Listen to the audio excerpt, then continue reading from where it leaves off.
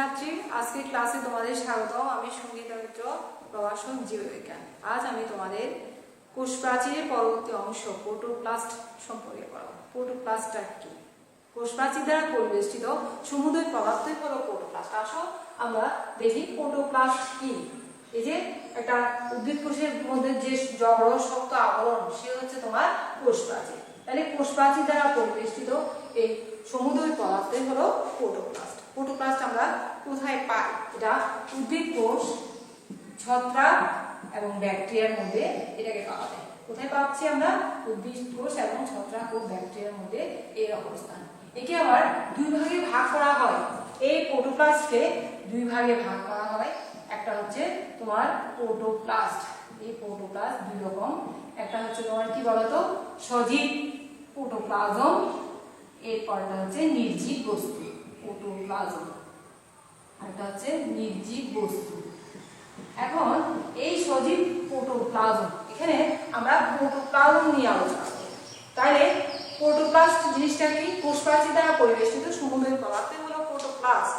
এটা তোমার কোথায় পাবো? উদ্ভিদ কোষ এবং ছত্রাক ও ব্যাকটেরিয়ার মধ্যে এর অবস্থান। একে দুই ভাগে ভাগ করা হয়। একটা হচ্ছে তোমার সজীব প্রোটোপ্লাজম, আর একটা হচ্ছে নির্জীব বস্তু। এখন আমরা এই প্রোটোপ্লাজম কাকে বলে? এখানে প্রোটোপ্লাস্ট শব্দটা অনেক সময় জ্ঞানমূলক প্রশ্ন হিসেবে দিয়ে দেওয়া হয়। এখন আমরা প্রোটোপ্লাজম কি সেটা একটু করে দেখি। খেয়াল করো তোমরা, প্রোটোপ্লাজম, প্রোটোপ্লাজমটা কি খেয়াল করো। এটা হচ্ছে তোমার বলছি কি, কোষের অভ্যন্তরে স্বচ্ছ আঠালো কলয়েডাল ধর্মী জেলির ন্যায় অর্ধতরল সজীব পদার্থকে বলছে প্রোটোপ্লাজম। তাহলে কি বলতো? কোষের অভ্যন্তরে স্বচ্ছ, এই যে স্বচ্ছ আঠালো জেলির ন্যায় কলয়েডাল ধর্মী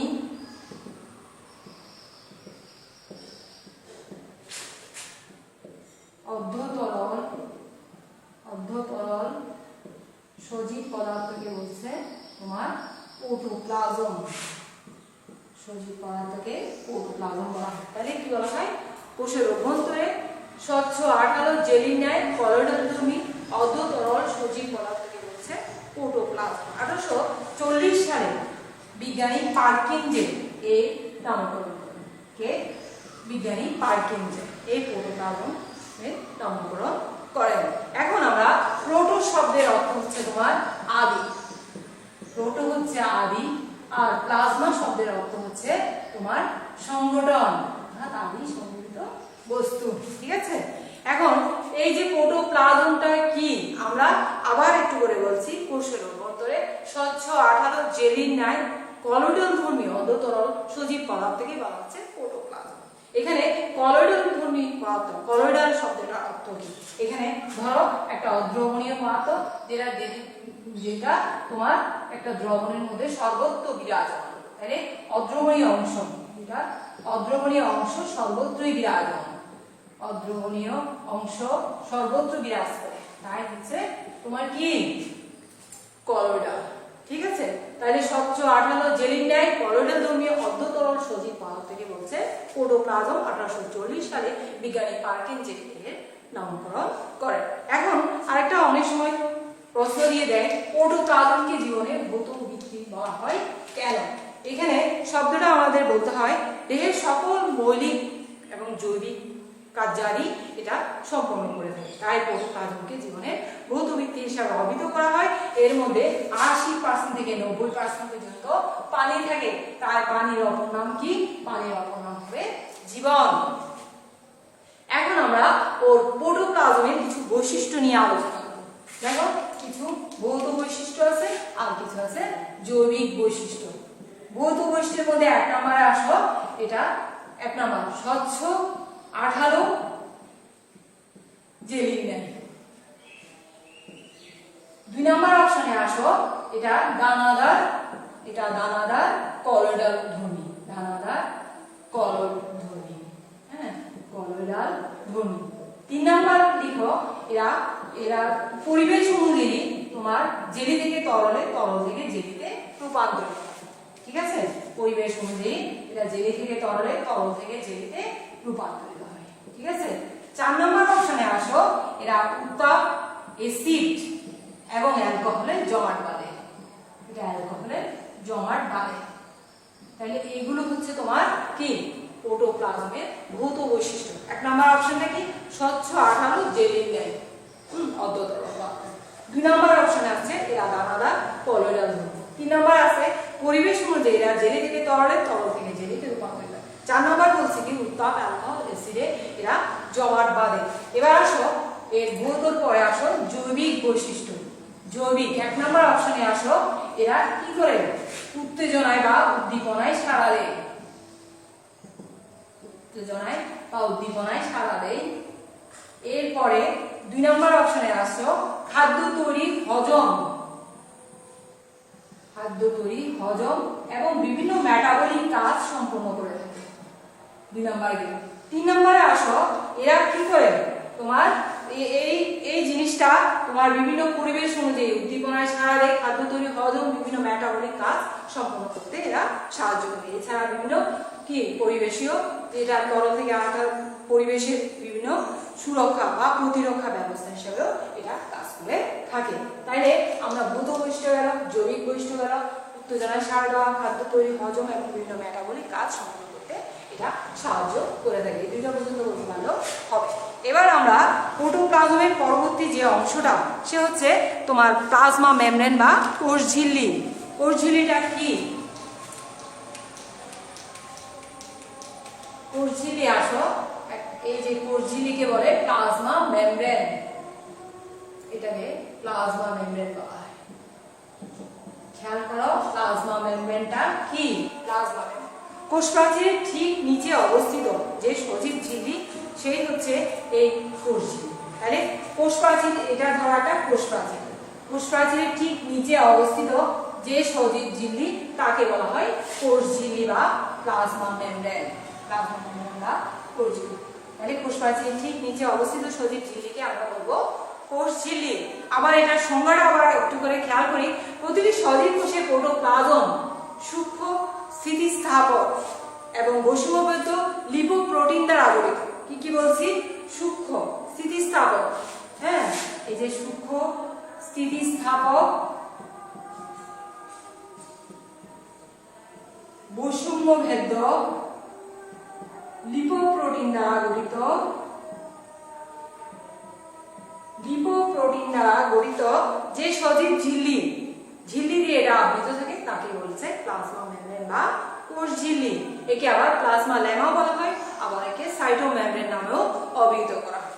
আবার অনেক সময় এই যে তোমার কার্ল নাগেলি কি বলছেন 1850 সালে, এই যে কার্ল নাগেলি এটাকে আবার বায়োমেমব্রেন নামেও অভিহিত করেছেন। এই যে কার্ল নাগেলি এটাকে কি নামে অভিহিত করেছেন? বায়োমেমব্রেন।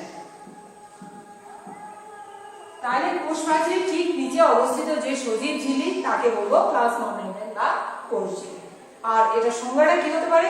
এটা তোমার সূক্ষ্ম, স্থিতিস্থাপক, বৈষম্যভেদ্য এবং লিপোপ্রোটিন দ্বারা গঠিত যে সজীব ঝিল্লি দিয়ে আবৃত থাকে তাই হচ্ছে কোষঝিল্লি বা প্লাজমা মেমব্রেন।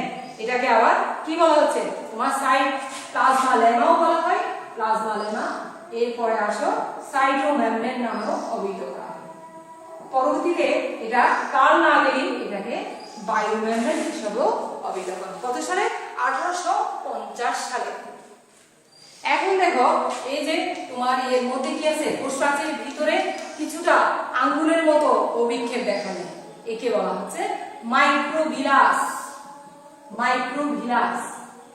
আবার অনেক সময় এই যে কোষ প্রাচীরের ভিতরের দিকে ফোসকার মতো গঠন বের হয়ে থাকে, একে বলা হয় পিনোসাইটিক ফোসকা। আর এখানে ফসফোলিপিড বাইলেয়ারকে বলা হচ্ছে ইউনিট মেমব্রেন।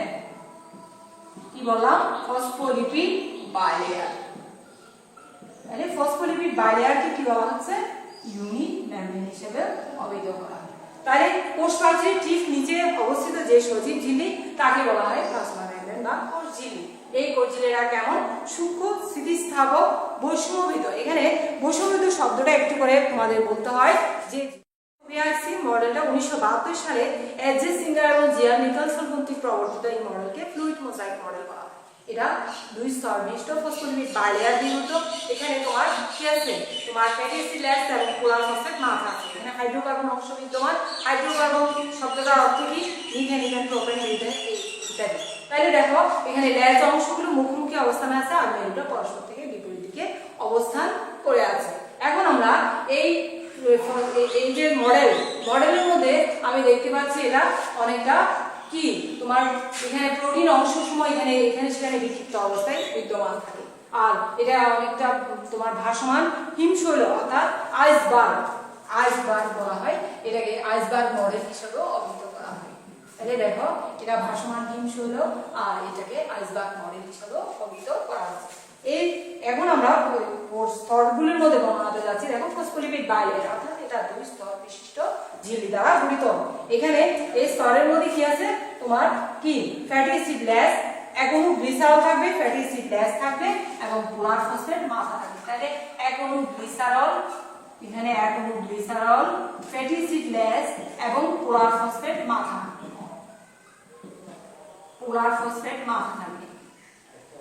তাহলে পোলার ফসফেট কি থাকে? মাথা থাকে। লেজ ও মাথার সংযোগস্থলে কি আছে? এই যে এখানে গ্লিসারল অংশ বিদ্যমান রয়েছে। তাহলে এই যে এটা ধরো লেজ, হ্যাঁ, আর এই দুই পাশে হচ্ছে মাথা। তাহলে লেজ ও মাথার সংযোগস্থলে কি আছে? এক করে গ্লিসারল বিদ্যমান রয়েছে। এবার আমরা খেয়াল করব এই যে এখানের মধ্যে প্রোটিন অণুসমূহ বিভিন্ন স্থানে বিক্ষিপ্তভাবে বিদ্যমান রয়েছে। দেখো এটা হচ্ছে কোলেস্টেরল, এখানে এটা হচ্ছে লিপিড সম্পৃক্ত প্রোটিন, আর এটা হচ্ছে তোমার ইন্টিগ্রাল প্রোটিন। ইন্টিগ্রাল প্রোটিন, এটা হচ্ছে পেরিফেরাল প্রোটিন। পেরিফেরাল, হ্যাঁ, খেয়াল করো এখানে মেমব্রেন প্রোটিনের মধ্যে আমরা তিনটা অংশকে পাই। একটা হচ্ছে ইন্টিগ্রাল প্রোটিন, একটা হচ্ছে পেরিফেরাল প্রোটিন, একটা হচ্ছে লিপিড সম্পৃক্ত প্রোটিন। ইন্টিগ্রাল এটা ঝিল্লির উভয় সারফেসের মধ্যে বিদ্যমান রয়েছে। পেরিফেরাল শুধু ঝিল্লির নিচের সারফেসে বিদ্যমান রয়েছে। আর দেখো লিপিড সম্পৃক্ত প্রোটিন যেটা লিপিড কোরের মধ্যে বিদ্যমান রয়েছে। এখানে আরেকটা জিনিস আমরা দিতে পারি, এটা হচ্ছে তোমার কি গ্লাইকোপ্রোটিন এবং এটা হচ্ছে গ্লাইকোলিপিড। এটা গ্লাইকোলিপিড আর এর পরের অংশ হচ্ছে গ্লাইকোপ্রোটিন। এই লিপিড এবং প্রোটিন অংশ দুটোটা মিলিত হবে কি হচ্ছে? এটা হচ্ছে প্রোটিন। লিপিড এবং প্রোটিনের মিলিত রূপ হচ্ছে তোমার গ্লাইকোক্যালিক্স। দেখো এটা হচ্ছে গ্লাইকোক্যালিক্স।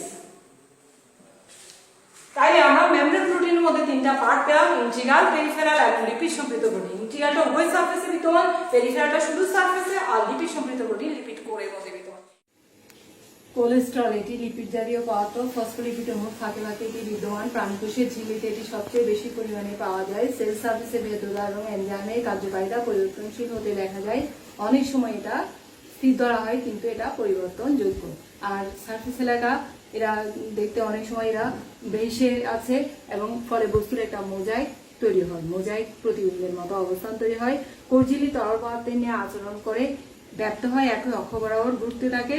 এটা অনেকটা হেলে দুলে চলার মতো, এটাকে ফ্লিপ ফ্লপ মুভমেন্ট বলা হয়। আর এটা ফ্লুইড মোজাইক মডেলকে সমর্থন করে।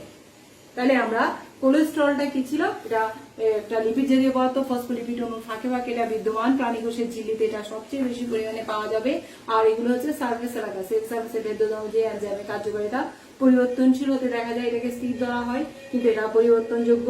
ফলে কি হবে? এরা ব্যক্ত হবে এবং একই অক্ষ বরাবর ঘুরতে থাকবে, হেলে দুলে নাচার মতো থাকবে। এটাকে বলে ফ্লিপ ফ্লপ মুভমেন্ট। আর এটা ফ্লুইড মোজাইক মডেলকে সমর্থন করে। এটার কাজ কি দেখো তো? প্লাজমা মেমব্রেন প্রতিকূল অবস্থা থেকে রক্ষা করে, বৃদ্ধি, চলন, বন্ধন ইত্যাদি কাজে সহায়তা করে, কোষীয় বস্তু পরিবহন করে। আর আরেকটা আছে তোমার ভিতর থেকে বাইরে, বাইরে থেকে ভিতরে বিভিন্ন দ্রব্যাদি পরিবহন নিয়ন্ত্রণ করে। তাইলে কাজগুলো কি কি? প্রতিকূল অবস্থা থেকে রক্ষা করা, বন্ধন, বৃদ্ধি, চলনে সহায়তা করা, কোষীয় বিভিন্ন বস্তু পরিবহন করা এবং কোষের ভেতর থেকে বাইরে, বাইরে থেকে ভিতরে বিভিন্ন দ্রব্যাদি পরিবহন নিয়ন্ত্রণ করা। শিক্ষার্থীরা তোমরা এগুলো বাড়িতে ছবিটা আঁকবে এবং বেশ কয়েকবার পড়বে, দেখবে তোমাদের এটা অনেকটা সহজ লাগবে। আজকে এই পর্যন্ত, আগামী ক্লাস তোমাদের সাথে দেখা হবে। ধন্যবাদ।